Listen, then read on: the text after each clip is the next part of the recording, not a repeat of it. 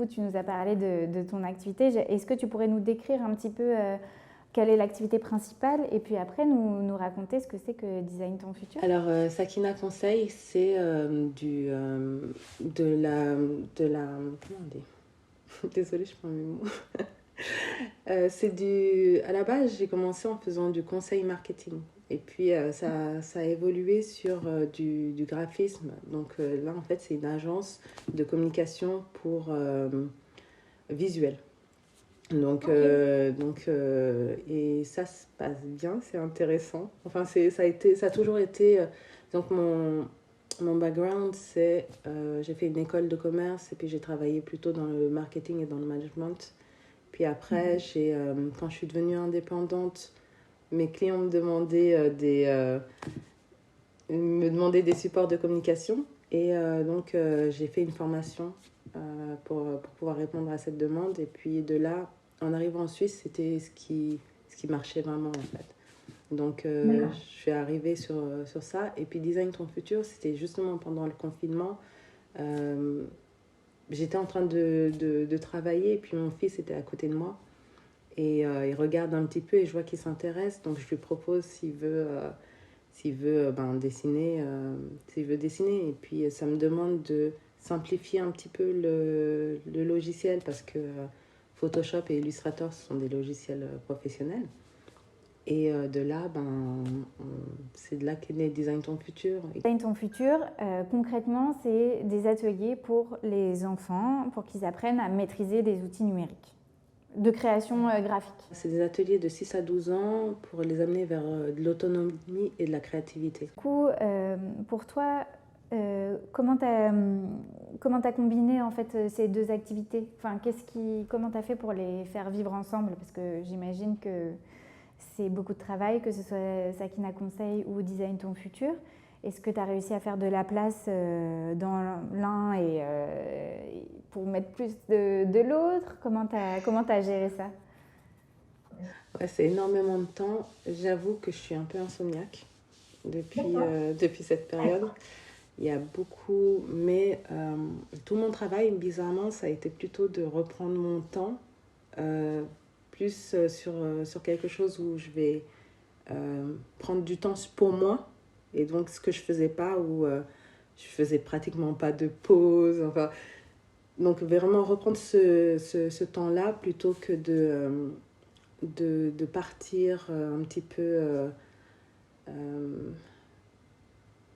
tête baissée. Donc là, ce que je fais, c'est plutôt regarder ce qui fait avancer. En fait, il y a une théorie des 20-80 qui dit que en fait, 20% de tes efforts peuvent faire 80% des résultats. Et en fait, si tu te concentres sur les choses qui font avancer, finalement, tu fais beaucoup moins, mais les résultats sont beaucoup plus importants. Et donc là, je suis un petit peu plus dans cet état d'esprit. Ça me demande une planification, une préparation. Et puis là, c'est vrai que c'est la première année que je fais ça, mais je me fixe des objectifs par semaine, à peu près. En fait, j'ai un objectif, disons, sur le trimestre. Puis après, je vérifie chaque semaine et puis je réfléchis à ce que je peux faire pour arriver à ces objectifs. Et ça va assez bien en fait. Et comment tu as découvert cette manière de travailler? C'est grâce à ta formation ou c'est à l'extérieur? Alors, il y a une partie qui est vraiment de l'expérience et une autre partie où je t'ai dit, j'étais en train de chercher à automatiser. Et je me suis découvert une vraie addiction à l'apprentissage. Donc, je pensais pas avoir d'addiction, mais ça, c'est une vraie addiction du coup. Et donc, à force de rechercher, tu vois, par exemple pour Design ton futur, des techniques d'apprentissage par rapport au cerveau, la neurolinguistique, de rechercher comment est-ce que tu peux présenter en fait ton activité, comment inclure le storytelling, toutes ces choses-là, en fait, te permettent au final de découvrir aussi des techniques de management ou ouais, de management. Donc, il y en avait certaines que je connaissais, mais des fois, tu connais des choses et puis tu les appliques pas. C'est quoi la méthode pour développer la créativité et l'esprit d'entreprendre au sein des ateliers? Enfin, je suis curieuse de savoir quelle est cette méthode-là. En fait, Design ton futur, ça se base sur Design ton super-héros. En tout cas, ces ateliers-là, ils se basent sur le super-héros qui a quand même énormément de symbolique et énormément ouais, il y a énormément de valeurs qui sont portées par un super-héros. Donc, si tu dis, par exemple, Superman, tu vas avoir la force, tu vas avoir un peu le côté indestructible, tu vas avoir le côté héros, en fait, simplement de vouloir protéger les autres. Et en fait, un enfant, souvent, il va être attiré par un super-héros qui soit lui correspond, soit qui a des valeurs qui lui correspondent.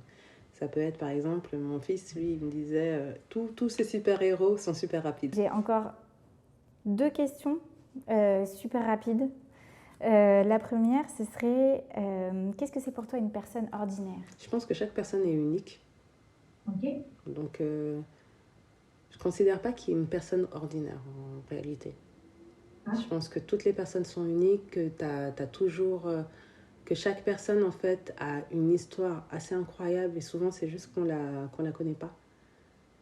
Et donc, que des fois, en fait, il y a un vrai mérite à discuter avec les personnes pour découvrir leur histoire, pour découvrir qui elles sont réellement. Voilà. J'avais d'autres questions, mais en fait, je crois que c'est vraiment le mot de la fin. Donc, merci beaucoup, Kandé. Et on mettra toutes les informations sur Design ton futur pas loin pour que les gens puissent retrouver facilement ton travail. Merci beaucoup. Merci à toi.